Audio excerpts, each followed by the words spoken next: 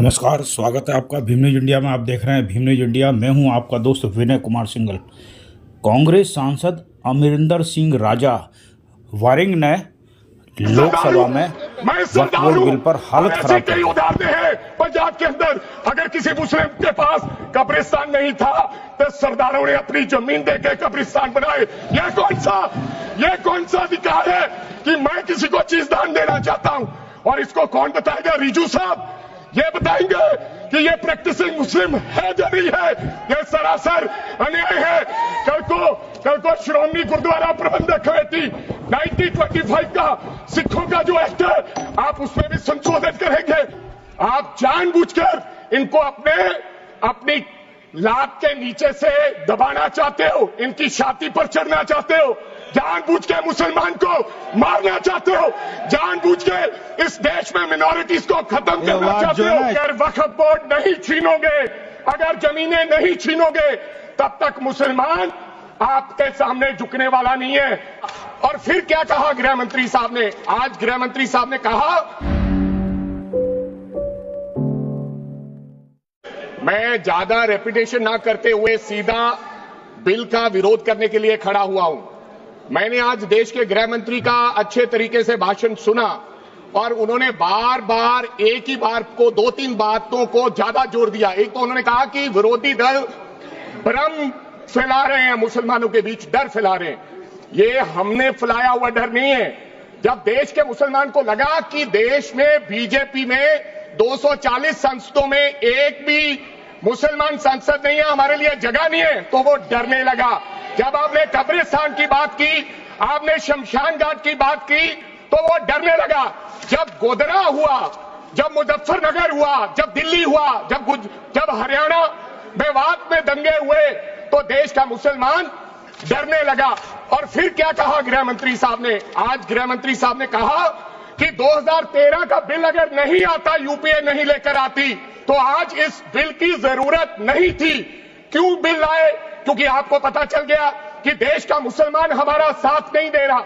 हमने हथकंडे अपना लिए, हमने आरएसएस की नीति अपना ली, हमने डंडा अपना लिया, दंगे हो गए, लेकिन मुसलमान हमारे साथ आने के लिए तैयार नहीं है। फिर आपको पता चला, आपने एक और आंकड़ा दिया, आपने कहा 1913 से 2013 तक केवल 18 लाख मुसलमानों का जमीन था और 2013 से अब तक 21 लाख और हो गया, यानी कि 39 लाख टोटल जमीन हो गया। तो आपको किसी ने समझाया, मुसलमान को अगर आपके बस में करना है, ये आरएसएस की नीति नहीं अपनाएगा जितनी देर आप इनकी सास प्रणाली बंद नहीं करोगे। अगर वक्फ बोर्ड नहीं छीनोगे, अगर जमीनें नहीं छीनोगे, तब तक मुसलमान आपके सामने झुकने वाला नहीं है। जैसा आपने पंजाब में करने की कोशिश की, किसान झुका नहीं, पंजाब के लोग नहीं झुके, सिख नहीं झुके, तो आपने एमएसपी का झगड़ा आज तक डाला हुआ है कि किसान की सास प्रणाली बंद कर दो तो पंजाब अपने आप झुक जाएगा। आर्थिक जब झुक जाएगा तो हमारी ईन मान लेगा और हमारे साथ आ जाएगा। आदरणीय सर, आपने बार बार कहा, आज गृह मंत्री साहब ने कहा गवर्नमेंट प्रॉपर्टी पर किसी का अधिकार नहीं है, पंचायत की जमीन कोई दान नहीं दे सकता है। मैं आपको इसके पीछे लोचा क्या है, इसके पीछे छुपा हुआ राज क्या है? 1947 में जब बंटवारा हुआ था, 47 से लेकर 1954 तक सारी प्रॉपर्टी गवर्नमेंट के नाम हो गई थी। उसके बाद 1954 में एक्ट बना, तो वो एक्ट में सर्वे हुआ 1961 टू 1970। सर्वे किसने किया? कलेक्टर ने। अगर पंजाब की, हरियाणा की, हिमाचल की बात करूं तो डिविजनल कमिश्नर अंबाला बैठते थे, उन्होंने सर्वे किया, तहसीलदारों ने सर्वे किया, तो वक्फ बोर्ड को यह जमीन देने का काम किया। अब क्या हो गया?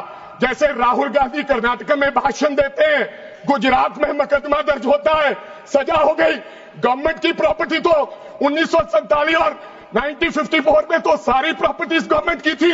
अब एक बंदा खड़ा होगा तो वो कहेगा कि यहां पर ये गवर्नमेंट की प्रॉपर्टी है, डिस्प्यूट होगा, तो आप वक्फ बाय यूजर का अधिकार खत्म कर दोगे कि ये तो जमीन गवर्नमेंट की थी, आप उसकी जमीन छीन लोगे।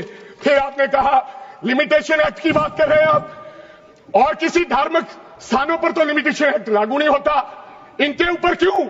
आप जानबूझकर इनको अपनी लात के नीचे से दबाना चाहते हो, इनकी छाती पर चढ़ना चाहते हो, जानबूझ के मुसलमान को मारना चाहते हो, जानबूझ के इस देश में मिनॉरिटीज को खत्म करना चाहते हो। इसको ये पहला हमला मुसलमान जानबूझ के मारना चाहते हैं मुसलमान पे को, हो गया, it should be फिर और exposed, लोगों पे deleted from the होगा। record. और लास्ट आपने कहा प्रैक्टिसिंग मुस्लिम, एक आपने और कंडीशन लगा दी लास्ट कि 5 साल प्रैक्टिस मुस्लिम होना चाहिए, वो दान दे सकता है। मैं सरदार हूं और ऐसी कई उदाहरणें हैं पंजाब के अंदर। अगर किसी मुस्लिम के पास कब्रिस्तान नहीं था तो सरदारों ने अपनी जमीन देकर कब्रिस्तान बनाए।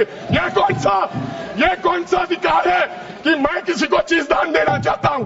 और इसको कौन बताएगा? रिजू साहब ये बताएंगे कि ये प्रैक्टिसिंग मुस्लिम है या नहीं है? ये सरासर अन्याय है। कल को श्रोमणी गुरुद्वारा प्रबंधक कमेटी 1925 का सिखों का जो एक्ट है, आप उसमें भी संशोधन करेंगे। आपको लगता है पहले मुस्लिम मारेंगे, फिर सिख मारेंगे, फिर क्रिश्चियन मारेंगे? ये आपकी सोच है और मैं बिल का विरोध करता हूं। आप देख रहे थे Bhim news India. Bhim news India को यूट्यूब पर सब्सक्राइब कीजिए, लाइक कीजिए, शेयर कीजिए, कमेंट्स कीजिए। भीम न्यूज़ इंडिया के फेसबुक पेज को भी आप फॉलो कर सकते हैं। न्यूज़ अपडेट के लिए बेल आइकन का बटन दबाइए। बने रहिए हमारे साथ, देखते रहिए भीम न्यूज़ इंडिया। आपका बहुत बहुत धन्यवाद।